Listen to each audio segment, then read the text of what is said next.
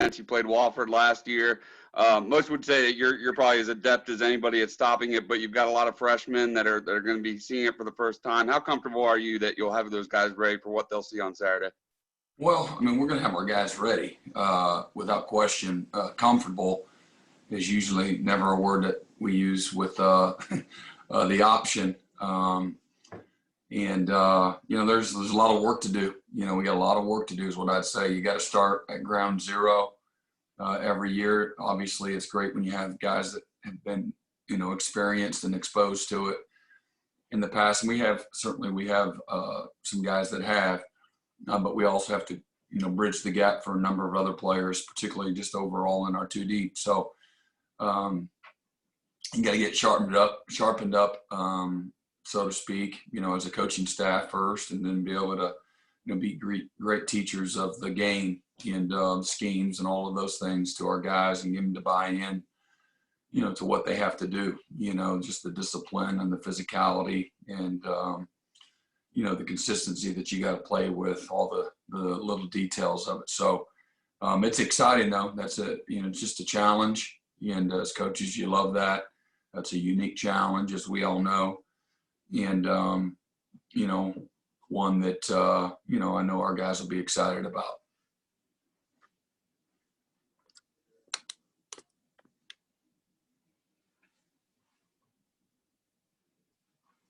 Anybody have anything else for Coach Venables? Coach, they struggled offensively against UCF the other night. But last year they put up 320 rush yards against Georgia Tech. They've got a veteran quarterback in Rainey who was preseason FCS All-American. What do you expect to see from him?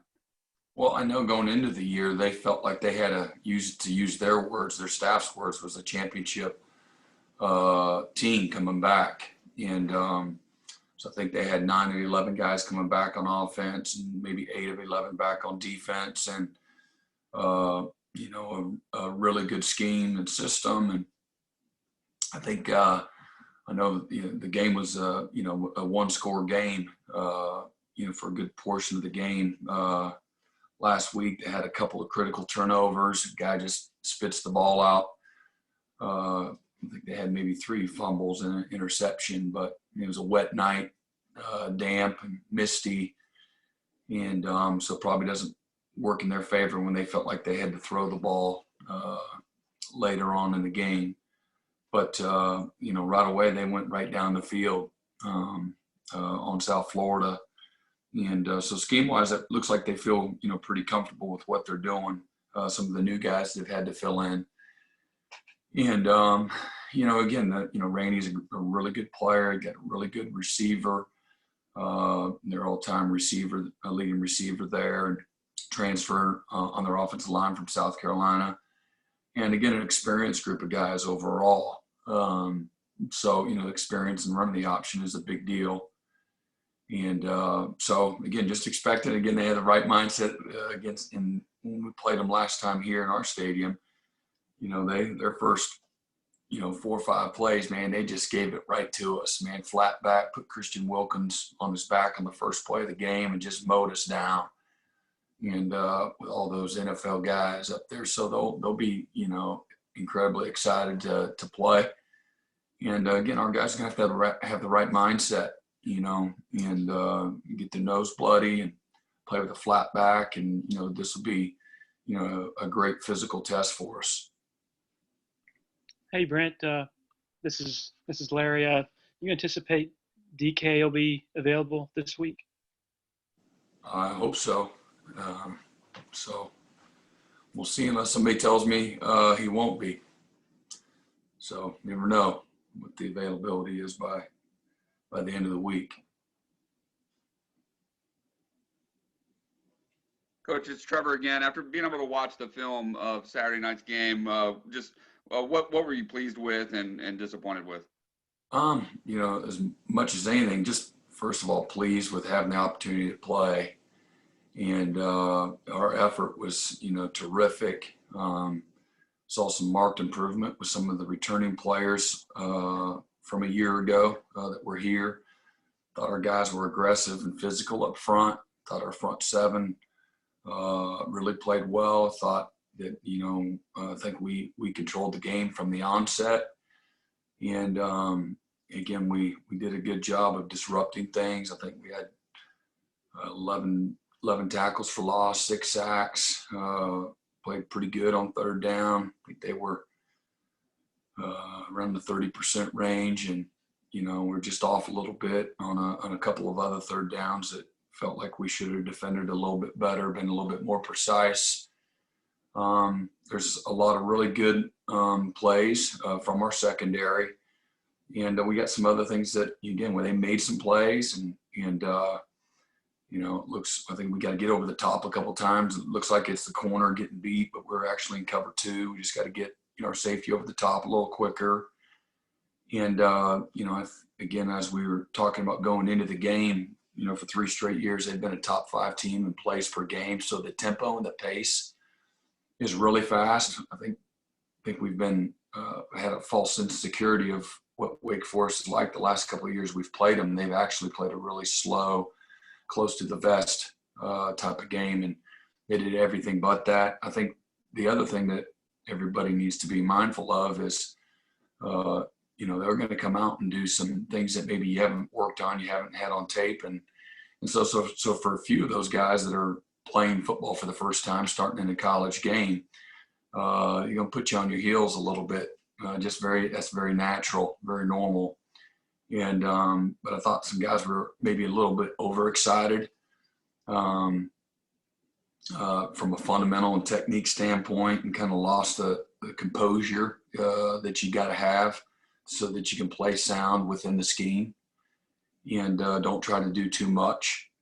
And so if you're disappointed in anything, it's just guys, just having a little bit better poise, a few snaps here and there, and doing a better job on some of the play passes. Again, not trying to do too much. We let a couple guys get behind us.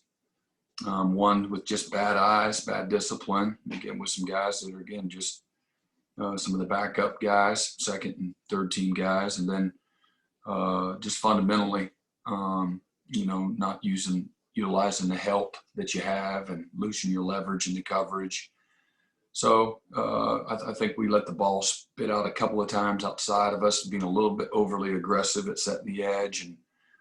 And so, again, I think it's great. I think there's going to be tremendous growth through both the good in building confidence and chemistry and momentum, and as well as, you'll improve through the failure. It's great to have things put on tape so that you can teach and guys can learn from. And, the tempo was probably something our guys were a little bit surprised with when you're in the middle of it. And then I would say, the aggressiveness, when we're looking at situational football and some of the things that they've done in the past, and then they come out and they do something just the opposite. I think that might have caught a player or two here or there, caught some guys off guard. And but overall, super pleased. Again, played, a ton of guys, virtually everybody that got on, the airplane. And again, a bunch of guys got their first start. And I think we had 9 guys that started their first college game.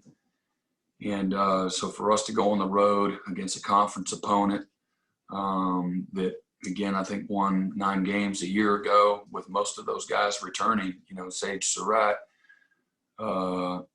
and the opposite receiver didn't play from our game, on. And after us, they beat Duke and lost a tight one against Syracuse in overtime. They had a chance to win their bowl game. They lost 27-21 to Michigan State. But, they had a good amount of guys coming back. And so, again, just really pleased with just, again, from the onset of taking control of the game, fighting through some adversity when we did give up a play here or there. Just got to have better situational awareness on 3rd and 18. And you're in cloud coverage, you can't, the last thing you can do is, let a guy get to the outside and get to the sideline and let him throw a whole shot in front of you. Just some stuff like that, again, just we'll play a little bit smarter, learning from those mistakes.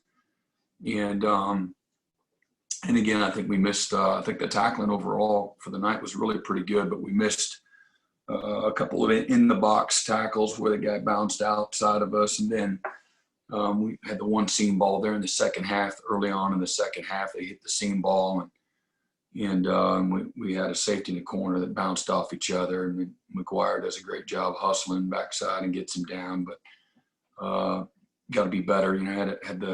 Had the PI on fourth and along there to give him the last chance for the last touchdown. And just prior to that, we hit the guy out of bounds late on third and long. We were holding them there. So, really the last touchdown is something that we really had a chance to keep them out of the end zone. And it's unfortunate, but we'll learn from those situations as well. But really proud of and pleased, excited about a lot of young players that really flashed, that really played really well. And whether it's guys up front or guys in the back end, again, they had a bunch of double moves along with that tempo. And again, our guys handled those, really pretty well. And so really pleased with that. Got plenty of things we got to get better and improve. Again, just playing sound and disciplined, and again, fundamentally the right way. And guys will do that. This is a developmental game, and that's how you get better, is through repetition and so get some guys to get the first game jitters outside of them. But really pleased with just, again, overall effort. Brent, this is Matt Connolly with the State. You mentioned developmental game. Just what have you seen from Reagan Upshaw and the way he developed from when he first arrived to being a guy now that seems like he can help you guys?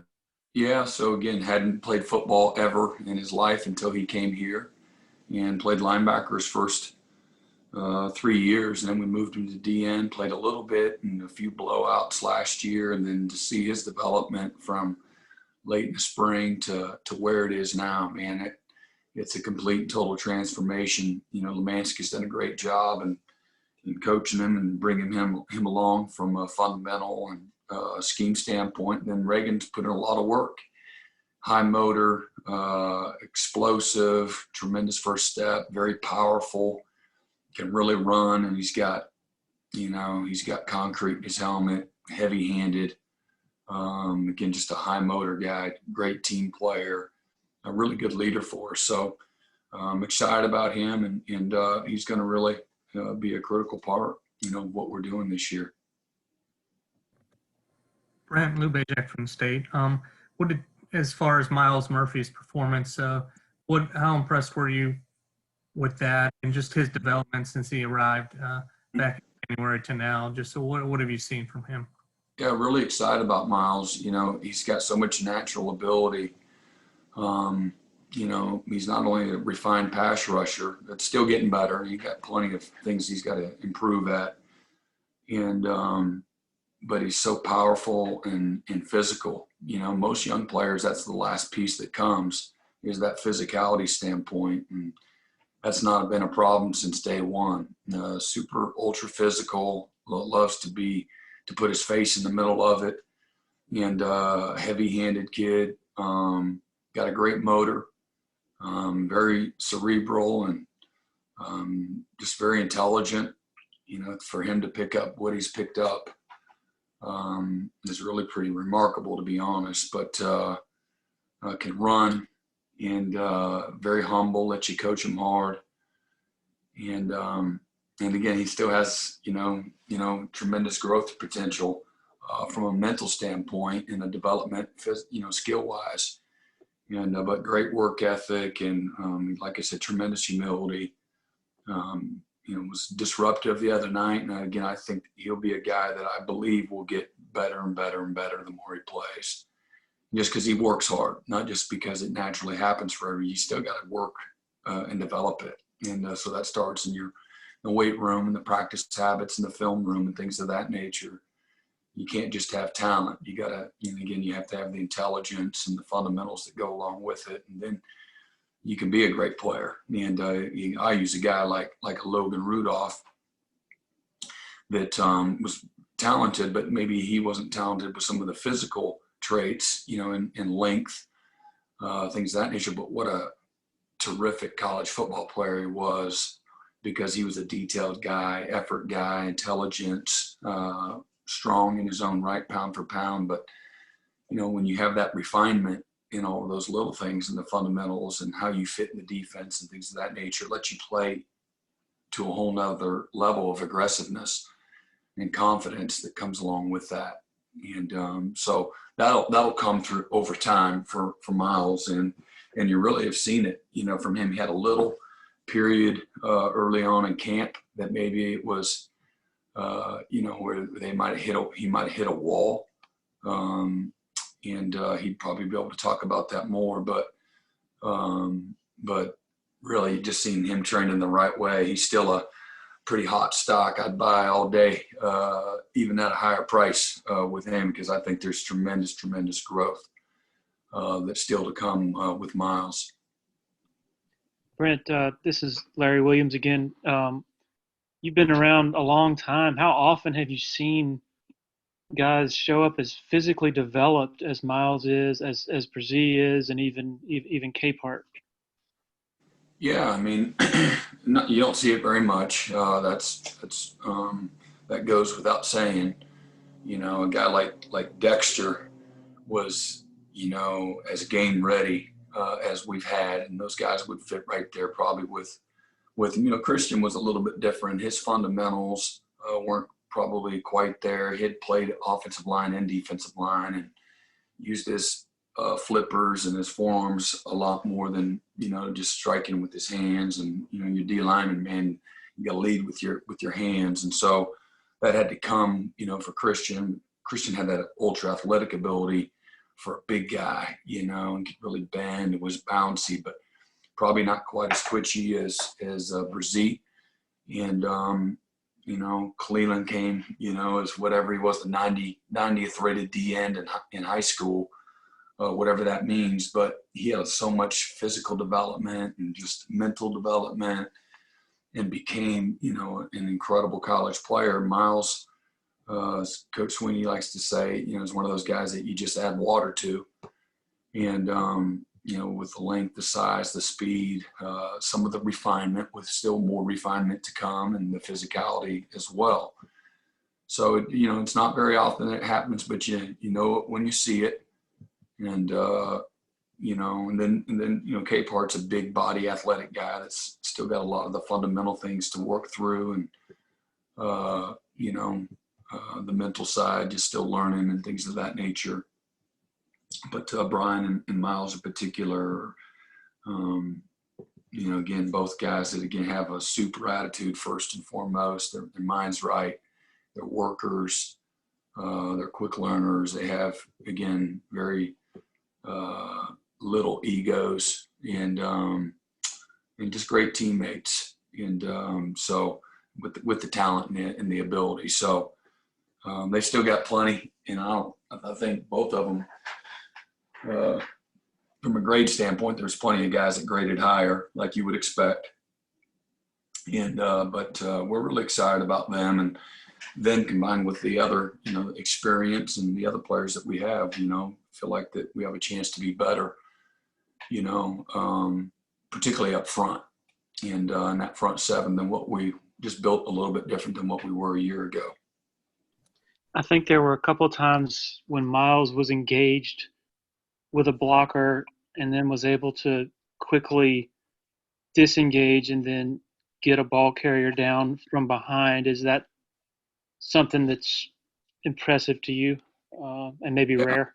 Yeah, no, I mean, it's one thing for a guy to say, hey, man, look, I got my gap, I'm over here, doing my job. But, I'm with you. It's great that you saw that. The escape is the final piece of the play, so you can make a play and,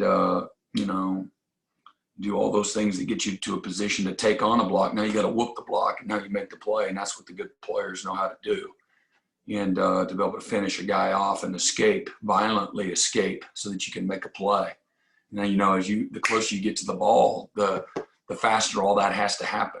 There's less margin for error. So that's why really D lineman is a harder position to come in and play right away because of that. the margin for error is so small, whether it's your feet, your first step, your hand placement, your eyes. If it's off, man, you're going to get destroyed. In the back end, you could back there at safety and have all kinds of bad footwork and all that, but still have a chance to recover, because the ball's not going to be on top of you as quick. And so, yeah, that's impressive, that's the standard now that he showed us he could do that. Expect him to do it all the time. But no, he, again, there's a lot of fine plays. And again, there's going to be plenty that, he knows he can get better at, needs to get better at and improve. But that was a great example of a guy that's really confident in what he's doing out there and skilled as well.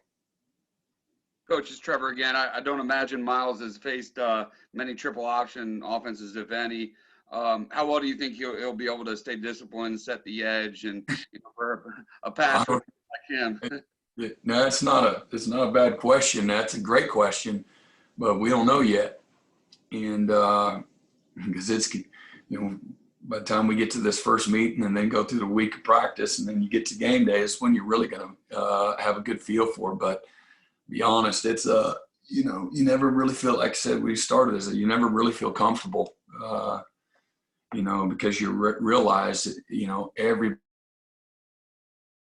play, or they'll be, again, sharks with blood in the water, a bunch of, they'll come after you in a heartbeat. If you got, a weak sister up front that's not, playing within the confines of the system and doing the little things right. So, I mean, again, if you said based on his track record, do you feel good that yeah, I do, because he's not a freelance player, if you want him to spill it, he's done a good job of stepping in line. If you want him to stay outside, he's done that as well.